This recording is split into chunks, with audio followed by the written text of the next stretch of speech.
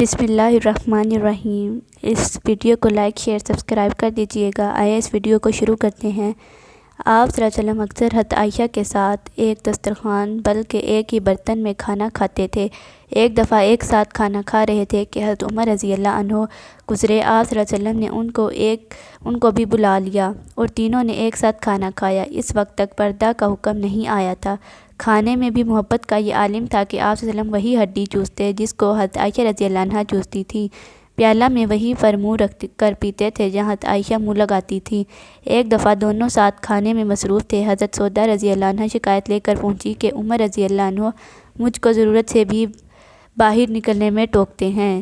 راتوں کو گھر میں چراغ نہیں جلتا تھا، اس لیے کبھی کبھی دونوں ایک ہاتھ ہی بوٹی پر پڑ جاتا۔ ایک دفعہ ایک ایرانی پڑوسی نے آپ صلی اللہ علیہ وسلم کی دعوت کی۔ آپ صلی اللہ علیہ وسلم نے فرمایا حضرت عائشہ رضی اللہ عنہا بھی ہوں گی؟ اس نے کہا نہیں، ارشاد ہوا تو میں بھی قبول نہیں کرتا۔ میزبان دوبارہ آیا اور پھر یہی سوال و جواب ہوا اور وہ واپس چلا گیا۔ تیسری دفعہ پھر آیا۔ آپ صلی اللہ علیہ وسلم نے پھر فرمایا عائشہ رضی اللہ عنہا کی بھی دعوت ہے؟ عرض کی جی ہاں۔ اس کے بعد آپ صلی اللہ علیہ وسلم اور حضرت عائشہ رضی اللہ عنہا اس کے گھر گئے۔ ہم سفری سفر میں تمام ازواج تو ساتھ نہیں رہ سکتی تھی اور کسی کو خاص طور پر ترجیح دینا بھی خلاف انصاف تھا۔ اس بنا پر آپ صلی اللہ علیہ وسلم سفر کے وقت قرہ ڈالتے تھے، جن کا نام آتا وہ شرف ہمراہی سے ممتاز ہوتی۔ حضرت عائشہ رضی اللہ عنہا بھی متعدد سفروں میں آپ صلی اللہ علیہ وسلم کے ساتھ رہیں۔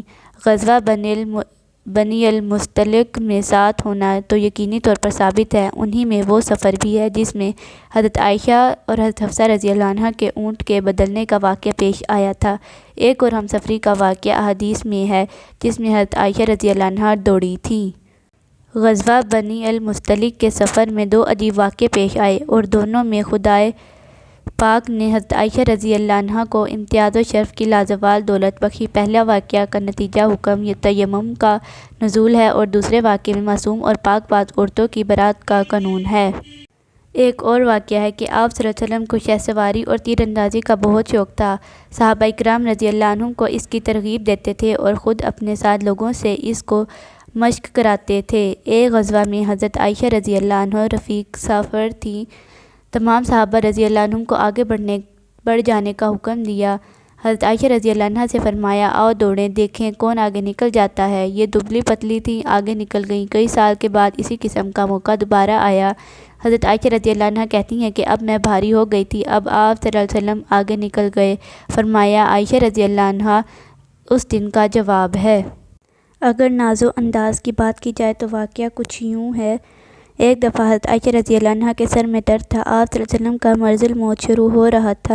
آپ صلی اللہ علیہ وسلم نے فرمایا کہ اگر تم میرے سامنے مرتی تو میں تم کو اپنے ہاتھ سے غسل دیتا اور اپنے ہاتھ سے تمہاری تجہیز و تکفین کرتا، تمہارے لیے دعا کرتا۔ عرض کی یا رسول اللہ صلی اللہ علیہ وسلم، آپ میری موت مناتے ہیں؟ اگر ایسا ہو جائے تو آپ صلی اللہ علیہ وسلم اسی حجرے میں نئی بیوی لا کر رکھیں۔ آپ صلی اللہ علیہ وسلم نے یہ سن کر تبسم فرمایا۔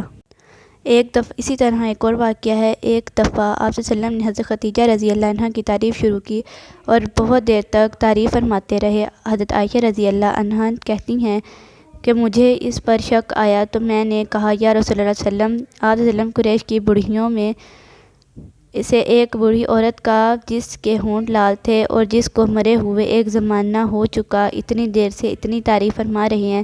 آپ صلی اللہ علیہ وسلم کو اس پر اس سے بہتر بیویاں خدا نے دی ہیں۔ یہ سن کر آپ صلی اللہ علیہ وسلم کے چہرے کا رنگ بدل گیا۔ پھر فرمایا یہ میری وہ بیوی تھی کہ جب لوگوں نے میرا انکار کیا تو وہ ایمان لائی اور جب لوگ مجھے جھٹلا رہے تھے تو اس نے میری تصدیق کی اور جب لوگ مجھے اپنی امداد سے محروم کر رہے تھے تو اس نے اپنی دولت سے میری غمخواری کی اور اس سے اللہ تعالیٰ نے مجھے اولاد دی جبکہ دوسری بیویوں سے اولاد سے محروم کیا۔